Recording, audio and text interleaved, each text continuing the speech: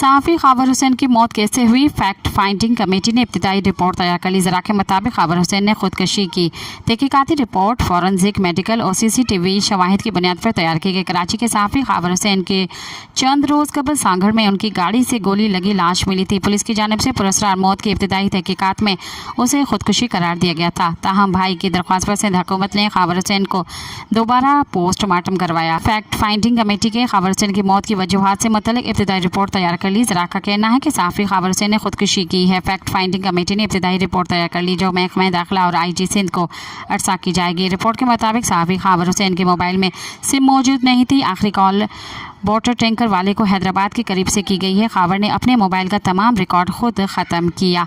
ख़ाबर हुसैन ने खुदकुशी से कबल अपने मोबाइल फ़ोन की फैक्ट्री सेटिंग पर डाल दिया था। रिपोर्ट में बताया गया कि ख़ाबर हुसैन ने रात 8:15 बजे होटल के पार्किंग पहुंचते ही होटल के सामने टायर शॉप पर जाकर पिन ली और मोबाइल से सिम निकाली और ख़ाबर ने खुदकुशी तकरीबन 10:05 के दौरान की। सब्सक्राइब कयो अवामी न्यूज़ HD के ताज़ा तरीन ख़बरुन ला ॾिसंदा रहो अवामी न्यूज़ HD।